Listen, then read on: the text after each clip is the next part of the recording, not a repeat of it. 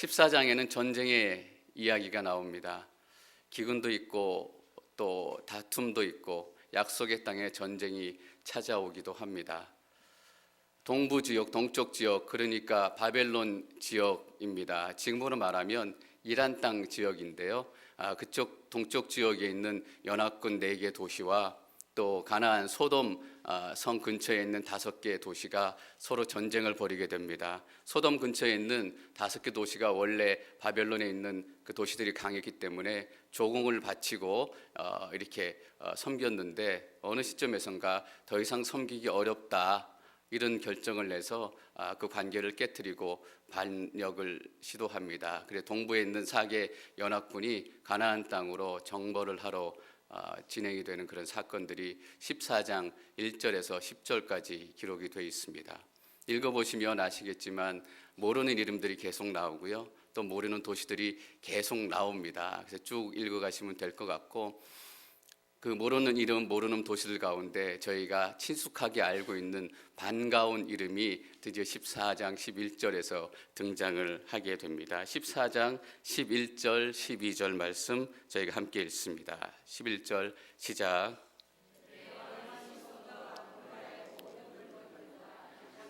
다 빼앗아갔고 또 소돔에 살고 있는 아브라함의 조카 롯도 사로잡고 그의 재산까지 약탈해 갔습니다. 12절은 동쪽의 연합군에게 롯이 잡혀간 이유를 이렇게 설명하고 있습니다. 소돔에 살고 있었던 롯. 다른 번역에서는 롯이 소돔에 살고 있었기 때문에 연합군에게 잡혀갔습니다 라고 기록을 하고 있습니다. 가나안 땅, 약속의 땅은 롯에게는 참 힘들고 어려운 땅이었습니다. 아브라함을 따라서 고향 하란을 떠나 가나안 땅에 들어왔지만 집도 절도 없는 그 땅, 또 하루하루 입에 풀칠하기도 쉽지 않은 그런 고난과 힘든 시간을 보냈습니다. 그래서 결국은 흉년을 피해서 이집트로 내려가게 되지요. 이집트에 내려가서 롯이 배운 것이 한 가지 있다면 넉넉하다는 것이 이렇게 좋은 것이구나. 이집트 땅이 이렇게 좋은 땅이구나. 이거 한 가지를 배워왔을 것 같습니다. 그래서 아브라함과 갈라지게 됐을 때 롯이 땅을 찾는 첫 번째 기준은 이거였을 것입니다. 넉넉해야 된다. 그리고 내가 경험한 곳에서 중에서 제일 좋은 땅인 이집트 땅과 같아야 된다라는 기준이 있었을 것입니다. 그래서 그 기준에 맞춰서 땅을 선택합니다. 롯의 그런 마음이 지난주에 나눴던 13장 10절에 잘 나타나 있는데요. 저희가 기억을 더듬으면서 다시 한번 13장 10절을 읽도록 하겠습니다. 13장 10절 시작. bal을 보니 그것은 수알에 이르기까지 사방에 물이 넉넉한 것이 마치 여호와의 동산이나 이집트 땅 같았습니다. 이때는 여호와께서 소돔과 고모라를 멸망시키기 전이었습니다. 롯에게 가나안 약속의 땅은 줄이고 배고프고 허기지고 부족함, 결핍만을 느끼게 하는 그런 땅이었습니다. 약속의 땅 안에 있었음에도 왜 롯이 늘 부족함, 결핍, 허기짐, 배고픔을 느낄 수밖에 없었을까? 롯에게는 약속이 없었기 때문입니다. 롯에게는 하나님의 말씀이 없었기 때문입니다. 사랑하는 성도 여러분, 말씀이 없는 사람, 약속이 없는 사람은 늘 허기지고 배고프게 돼 있습니다. 늘 내 삶 가운데 없는 것만 보이고 내가 갖지 못하는 것들만 눈에 띄기 때문입니다. 이게 생기면 저게 없는 것 같고, 저게 생기면 이게 없는 것 같고, 돈은 있는데 왜 건강은 없지? 건강은 있는 것 같은데 우리 가족 관계가 왜 이렇지?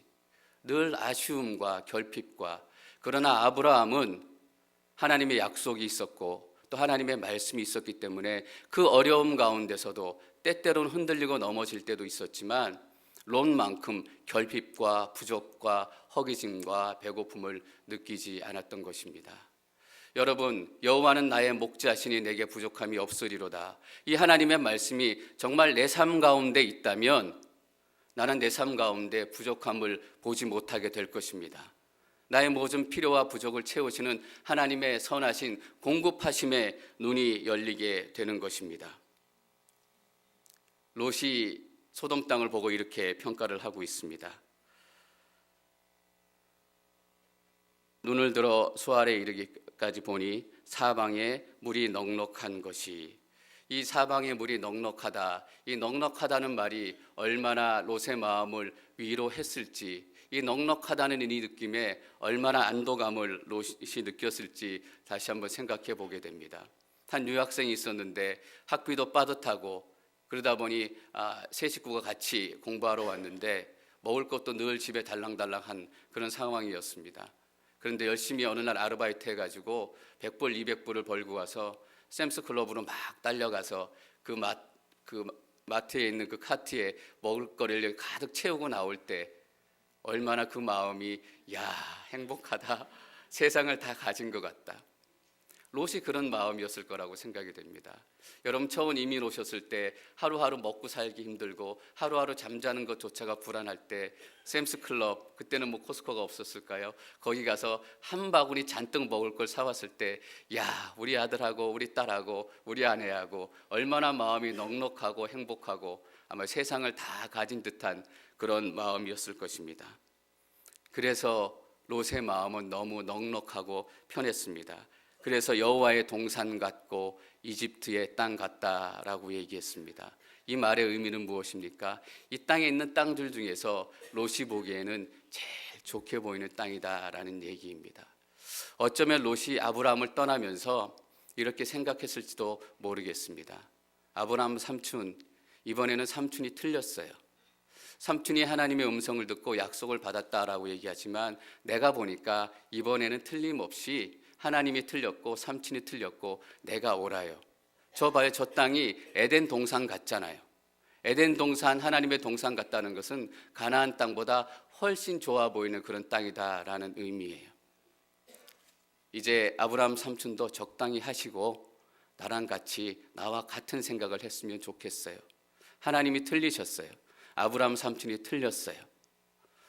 그런데 오늘 12절 말씀에는 롯이 잡혀갔던 이유를 롯이 소돔성에 살고 있었기 때문이다 라고 얘기하고 있습니다. 여러분, 하나님은 절대로 틀리지 않는 하나님이신 것을 믿으시기 바랍니다. 하나님은 절대로 실수하지 않는 하나님인 것을 믿으시기 바랍니다. 아브라함께 신실하셨고 아브라함께 신실하셨던 하나님이라면 동일하게 우리의 인생 가운데도 신실하시고 우리의 인생 가운데도 하나님의 오르심을 나타내실 것이라고 믿습니다. 여러분, 우리는 틀리지 않았습니다. 하나님은 틀리지 않았습니다. 더 많은 사람들이 더 큰 목소리로 우리가 틀렸다라고 얘기하고 하나님이 틀렸다라고 얘기하고 성경이 틀렸으니까 이제 성경도 고쳐야 된다라고 얘기합니다. 근데 롯이 그 연합군에게 잡혀간 이유는 한 가지입니다. 하나님이 틀렸다라고 생각하고 자기 마음대로 땅을 택했기 때문이에요. 저는 여러분들이 믿음으로 선포하시기를 축원합니다. 하나님은 실수하지 않은 하나님이십니다. 하나님은 틀리지 않는 하나님이십니다. 하나님은 언제나 옳으신 하나님이십니다. 오히려 반대가 됐어요. 롯이 잡혀가고 아브라함이 구하러 가는 그런 상황이 됐어요. 롯은 내 인생 이것이 뭔가라고 생각을 했을 거고 아브라함은 나름대로 하나님의 사명 또 하나님의 인도하심을 깨달았을 거예요. 38명의 자기의 군사들과 그 자기가 살고 있는 지역의 연합군들을 데리고 롯을 찾기 위해서 갈릴리 저 북쪽까지 쫓아가서 그들을 다 무찌르고 잡혀간 사람들 또 빼앗겼던 물건들을 다 찾아서 내려오게 됩니다. 내려와서 동네 근처에 이르니까 그 연합군에게 져서 쫓겨갔던 소돔 왕이 머리를 긁적거리면서 아브라함을 만나러 오는 것입니다. 내가 잃었던 것을 좀 찾을 수 있을까? 내가 흔들렸던 자리를 잘 좀 아브라함한테 붙어가지고 다시금 자리를 잡아야 되겠다. 그렇게 생각을 하고 아브라함을 영접하러 나와서 아브라함 주인 잘 오셨습니다. 대단하십니다. 라고 얘기하려는 순간 불청객이 한 사람 나타납니다. 멜기세덱이라는 사람이 나타나서 그 소돔 왕을 중간에 자르고 먼저 말을 시작합니다. 그것이 14장 18절 말씀입니다. 14장 18절 말씀 저희가 함께 읽겠습니다. 18절 시작.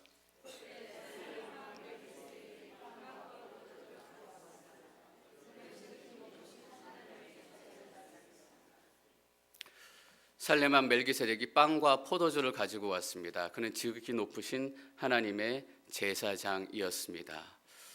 성경은 멜기세덱을 하나님의 제사장이라고 소개하고 있고 13절에 보면 소돔성을 소개할 때 여호와 보시기에 아주 악한 사람들이었다라고 얘기하고 있습니다. 전에 반대의 삶을 살아가고 있었기 때문에 아마 멀지 않은 지역이라서 소돔 왕이 멜기세덱을 만날 때마다 늘 불편한 마음이 들었을 것 같습니다. 그래서 멜기세덱을 만나면 멜기세덱은 하나님의 이야기를 하고 너희들 그렇게 살면 안 된다라고 얘기했을 때 소돔 왕은 저 영감택이 또 잔소리구만 그렇게 사이가 좋지 않았을 게 분명합니다. 그런데 더 괘씸한 건 내가 아브라함을 만나서 뭔가 좀 시작해 보려고 그러는데 중간에 갑자기 끼어들어 가지고 자기가 먼저 말을 하기 시작하는 것입니다. 살렘 왕, 살렘은 예루살렘의 옛날 이름인 것 같습니다. 살렘은 평화라는 뜻입니다. 살렘 왕이라는 것은 평화의 왕이라는 의미입니다. 멜기세덱은 의의 왕이라는 의미예요. 그래서 멜기세덱은 평화의 왕이면서 의의 왕이기도 합니다. 동시에 그는 지극히 높으신 하나님의 제사장이었습니다. 사실 오늘 스토리는 멜기세덱이 중간에 나타나지 않는다면 훨씬 더 자연스럽고 부드러운 스토리가 될 뻔했습니다. 그런데 멜기세덱이 갑자기 나타나고 얘기를 하게 된 것, 하나님께서 이 상황 가운데 멜기세덱을 보내신 것은 멜기세덱이 오늘 본문을 이해하는데 중요한 열쇠를 가지고 있기 때문입니다. 또 아브라함의 전쟁을 이해하는데 중요한 단서를 가지고 있기 때문입니다. 더 나아가서는 우리의 인생을 이해하는데 이 멜기세덱이 중요한 실마리를 제공하고 있기 때문입니다. 여러분, 우리는 역사상에서 진정한 평화의 왕, 진정한 의의 왕, 진정한 하나님의 제사장을 한 분 알고 있습니다. 바로 예수 그리스도이십니다. 멜기세덱은 예수 그리스도를 예표하는 인물입니다. 그래서 오늘 우리는 이 본문 가나안 전쟁을 읽으면서 예수 그리스도를 만나야 하는 것입니다. 우리 인생 가운데 예수님을 만나는 것보다 더 중요한 일이 있을 수 없습니다. 사업을 잘하는 것보다, 시험을 잘 보는 것보다, 사역을 잘하는 것보다, 예수님 만나는 것보다 더 중요한 일이 없습니다. 왜냐하면 예수님은 생명이시기 때문입니다. 우리는 가끔 이런 질문을 해요. 당신의 종교가 무엇입니까? 기독교입니다. 그러나 예수님은 종교도 아니고 종교의 시스템도 아니십니다. 이거 해야 되고 저거 해야 되고 이거 하지 말아야 하고 저거 하지 말아야 하고, 예수님은 고상한 철학과 이데올로기도 아닙니다. 예수님은 그 자신이 생명이십니다. 저는 여러분이 오늘 본문을 묵상하시면서 가장 먼저 예수님을 만나시기를 축원합니다. 우리 인생 가운데 모든 일이, 우리 인생 가운데 모든 만남이 예수 그리스도와 상관이 있어야 한다라는 얘기입니다. 우리가 겪게 되는 전쟁, 우리가 겪게 되는 고통과 아픔이 예수 그리스도 구원과 상관이 없다면 그 전쟁, 그 아픔, 그 고통은 추호의 가치도 가질 수 없게 되는 것입니다. 오늘 아브라함의 전쟁이 우리에게 중요한 이유가 무엇입니까? 거기에는 구원이 있기 때문이에요. 아브라함이 저 멀리 쫓아가서 롯을 구원해낸 그 구원의 메시지가 이 안에 있기 때문이에요. 우리가 얼마나 멀리 잡혀갈지라도, 우리가 얼마나 구석까지 쫓겨갈지라도 아브라함이 롯을 구해낸 것처럼 하나님은 땅끝까지 쫓아와서 우리의 생명을 구원하시고 우리의 인생을 구원하실 거예요. 그러니까 여러분들 이런 생각하지 마세요. 하나님이 내 형편은 모르실 거야. 하나님, 내가 이런 상황 가운데 잡혀있는 것은 절대로 모르실 거야. 그런 생각 절대로 버리시기 바랍니다. 여러분들이 저 아프리카 끝까지 숨어 있을지라도 하나님께서는 여러분들을 끝까지 쫓아가서 아브라함이 롯을 구해온 것처럼 여러분들의 인생을 구해 오실 것입니다. 그 예수 그리스도의 메시지가 오늘 본문 가운데 있습니다. 그래서 우리는 우리 인생 가운데 갑작스럽게 나타난 예수님을 만나고 경험해야 되는 것입니다. 여러분, 예수님이 유일한 길이십니다. 예수님이 유일한 진리이십니다. 예수님만이 유일한 생명이 되십니다. 멜기세덱이 오늘 본문 가운데 던져주고 있는 또 하나 중요한 실마리는 무엇인가? 멜기세덱을 통해서 아브라함이 새로운 하나님을 경험하게 되는 것입니다. 19절 20절 말씀 저 읽겠습니다. 19절 20절 시작. 멜기세덱이 아브라함을 축복하며 말했습니다. 하늘과 땅의 창조자인 지극히 높으신 하나님, 아브라함에게 복 주시기를 빕니다. 당신의 적들을 당신 손에 넘겨주신 지극히 높으신 하나님께 찬양하시오.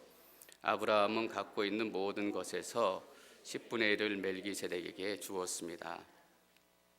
지금까지 아브라함도 나름대로 하나님을 경험하고 있습니다. 그런데 지금까지 알고 있는 아브라함의 하나님은 어떤 하나님인가? 하란 땅에서 아브라함을 불러내신 하나님입니다. 아브라함이 알고 있는 하나님은 불러내시는 하나님이시구나. 아브라함에게 또 하나님은 어떤 하나님인가? 하란까지 가나안 6,000마일 가까이 되는 한 달 가까이 걸고 가야 되는 그 길을 한 채 오차도 없이 잘 인도해 주시는 가이드 되신 하나님이십니다. 좋은 여행 가이드, 그것이 지금 만나고 있는 아브라함의 하나님입니다. 하나님께서는 70이 넘은 아브라함에게 자녀를 주시겠다라고 약속하셨습니다.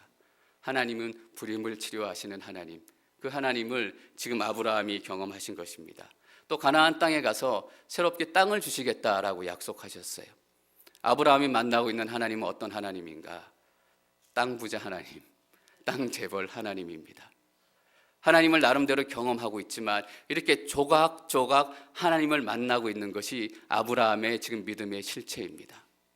하나님을 뜨문뜨문 조각조각 만나고 있다 보니까 하나님을 제대로 예배할 수 없는 결과가 그 삶 가운데 나타나게 되는 거예요. 아브라함은 하나님은 가나안 지역의 하나님이다라고 생각했을 거예요. 왜냐하면 그 당시의 사람들은 특정한 지역을 특정한 신이 다스린다라고 생각했기 때문이에요. 하나님은 가나안의 하나님이고 이집트에는 또 다른 신이 이집트를 다스리고 있다. 그러니까 아브라함은 가나안 땅에서는 예배했지만 이집트 땅에서는 예배하지 않게 된 것입니다. 왜냐하면 조각조각 하나님을 알고 있었기 때문에 하나님이 가나안 땅의 하나님일 뿐만 아니라 이집트 땅의 하나님이신 것을 알지 못하고 있기 때문이에요. 여러분, 많은 사람들이 교회에 와서 손들고 찬양하고 때로는 청년들을 뜀뛰면서 찬양하고 울며불며 하나님께 목소리치며 찬양하고 기도합니다. 그런데 교회 문을 나서면 그들은 세상 가운데서 더 이상 예배하지 않습니다. 왜 교회 안에서는 예배하고 세상에 나가면 예배하지 않을까? 첫 번째는 그들이 하나님을 믿지 않고 있기 때문입니다. 두 번째는 뭐예요? 아브라함처럼 하나님을 조각조각 알고 있기 때문입니다. 그래서 그들의 삶 가운데는 마치 가나안의 하나님, 이집트의 하나님이 나누어져 있었던 것처럼 교회 안의 하나님, 세상의 다른 신, 이렇게 나누어져 있는 것입니다. 얼마나 많은 사람들이 그렇게 이분법적인 생각을 가지고 조각조각의 하나님이 진짜 하나님인 줄 알고 예배하는지 모르겠어요. 저는 이런 얘기 자주 들어봤어요. 그런 거는 교회 가서 해. 하나님의 말씀대로 성경대로 장사하다가 제대로 장사할 수 있을 것 같아. 그냥 많이 벌어서 헌금 많이 하지. 선교사님들 보내고 선교금 많이 하고 그러면 좋지. 여러분, 너무나 익숙한 말 아닙니까? 제가 너무나 자주 했던 말이고 우리가 너무너무 자주 고백했던 말입니다. 왜 우리가 이렇게 고백하게 될까? 우리가 입을 내서 겉으로 표현하지 않고 있지만 아브라함처럼 똑같은 마음으로 우리가 하나님을 섬기고 있기 때문입니다. 교회 안에 하나님, 교회 밖에 하나님. 여러분, 이 시간 저는 여러분들의 영적인 눈이 열리기를 축원합니다. 하나님은 가나안의 하나님이시기도 하고 이집트의 하나님이시기도 하고 바벨론의 하나님이시기도 합니다. 그래서 우리는 교회 안에서도 하나님을 찬양해야 하지만 교회 밖에서도 하나님을 예배하고 하나님을 찬양하고 하나님의 말씀대로 살아가야 하는 것입니다. 그런데 멜기세덱이 아브라함에게 하는 이야기를 들어보십시오. 이렇게 하나님을 소개합니다. 지극히 높으신 하나님. 아브라함에게 이전에 하나님은 적당히 높으신 하나님이었습니다. 적당히 강하신 하나님이었습니다. 또 적당히 센 하나님이었어요. 아브라함이 높다라는 것을 얼마나 높이 경험했을지 모르겠어요. 높이 올라가 본 사람만이 정말 얼마나 높은지 알 수 있는 거예요. 그냥 아브라함이 생각하는 하나님은 적당한 이 정도의 하나님이었던 거예요. 지극히 높으신 하나님, 히브리어로는 엘 엘리온의 하나님이신 것입니다. 엘 엘리온의 하나님은 최고로 높다라는 얘기예요. 여러분, 최고로 높으신 곳에 올라가면 그게 얼마나 높으신 것 같아요? 제가 궁금해서 지금 세계에서 제일 높은 빌딩이 어디에 있고 또 얼마나 높은지 찾아봤어요. 여러분도 아마 놀라시게 될 텐데 두바이에 있는 부르주 할리파라는 빌딩이래요. 그런데 163층, 높이가 놀라지 마세요. 2700피트, 820m. 여기 2층에 올라가 본 사람하고 거기에 올라가 본 사람하고 높다라는 것을 느끼는 게 달라요. 근데 멜기세덱이 아브라함에게 어떻게 얘기해요? 최고로 높으신 하나님, 너가 상상하지 못할 정도로 최고로 높으신 하나님, 그 하나님이 네가 믿고 있는 여호와 하나님이다라는 얘기예요. 여러분, 하나님이 얼마나 높으신지 상상이 되세요? 여러분이 상상하시는 그 몇 배, 몇 천 배, 몇만 배가 높으신 하나님이 여호와 하나님이세요. 저는 멜기세덱의 하나님처럼 여러분의 하나님도 엘 엘리온의 하나님이 되시기를 축원합니다. 엘 엘리온의 하나님을 소개한 이후에 하기 전에 멜기세덱이 앞에 수식어를 하나 더 붙여요. 붙이는 수식어가 뭐냐 하면 하늘과 땅의 창조자인, 지극히 높으신 하나님, 최고로 높으신 하나님이 어떤 하나님이신가? 하늘과 땅의 창조자 하나님이시다라는 얘기예요. 아브라함을 알게 됐어요. 어떻게 하나님이 하란에서 가나안까지 그 먼 땅을 잘 인도하셨을까? 좋은 가이드가 되셨을까? 하나님이 하늘과 땅을 지으셨기 때문이에요. 하나님은 좋은 가이드의 하나님이 아니라 하늘과 땅은 지으신 창조주 하나님인 것을 알게 됐어요. 여러분, 하나님이 하늘과 땅을 지으신 창조주 하나님인 것을 우리 삶 가운데 진짜로 알게 되면 어떤 믿음이 생겨요? 하나님이 나보다 내 인생을 더 잘 인도하시겠구나. 하나님 따라가는 게 옳겠구나. 하나님 따라가는 게 맞겠구나라는 거예요. 여러분, 여기서 창조주라는 말은 주인, 소유주라는 의미를 가지고 있어요. 창조주 하나님은 이 땅의 주인이신 하나님이다라는 거예요. 그래서 다른 번역에서는 천재의 주제, 하늘과 땅의 주인이 되신 하나님이다라고 얘기하는 거예요. 천재의 주제 하나님의 새로운 모습, 새로운 하나님을 발견하고 아브라함이 어떤 마음이 들었을까요? 하나님이 내게 땅을 주시겠다라고 얘기했을 때는 하나님이 땅재벌의 하나님이라고 생각했어요. 근데 이제 보니까 이 땅에 있는 모든 것들이 하나님 거라는 거예요. 창조의 하나님, 천재의 하나님을 알게 되니까 하나님께서 나에게 땅을 주셨겠다라고 약속하신 약속이 설득력이 있는 거예요. 왜냐하면 주인이 주겠다라는 거잖아요.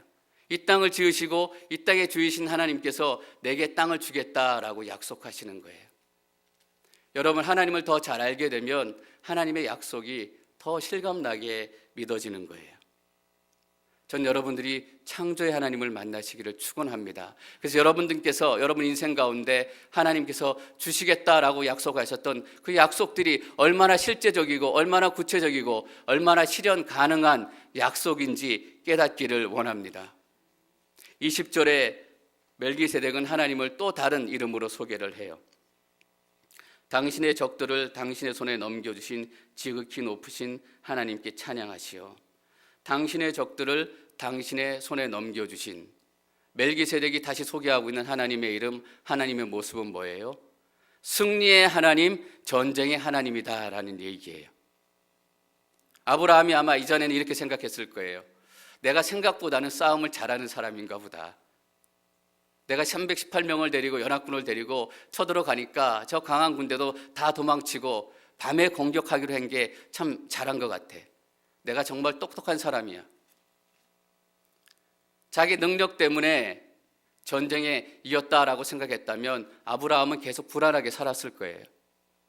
왜냐하면 갑자기 기습을 해서 그 강한 군대가 흩어져서 도망을 갔지만 결국은 다시금 연합군을 모아서 쳐들어오게 될 게 뻔하기 때문이에요. 다시 쳐들어오게 될 때는 그 전쟁의 목적이 무엇일까요? 아브라함을 죽이는 거예요. 그래서 깨닫는 순간 아브라함은 벌벌 떨었을 거예요. 두려웠을 거예요.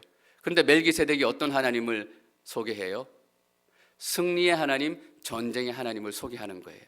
내가 이긴 게 내 능력이 좋아서가 아니라, 내가 성공한 게 내 힘이 있어서가 아니라 하나님께서 이기게 해 주셨구나라는 것을 믿게 되는 거예요.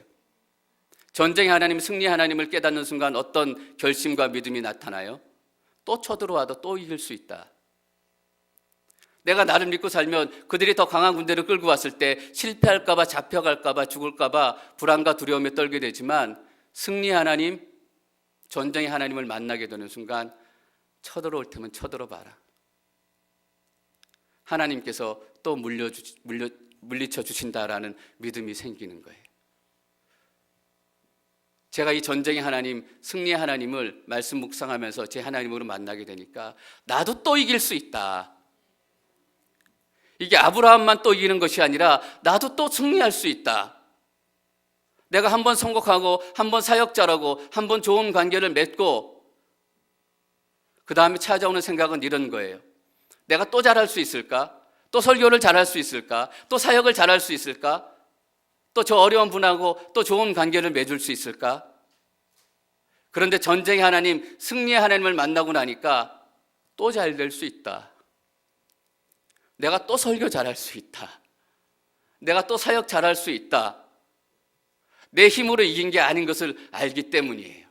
나는 불안하고 약하기 때문에 나는 믿을 수 없지만 하나님은 믿을 수 있게 되는 거예요.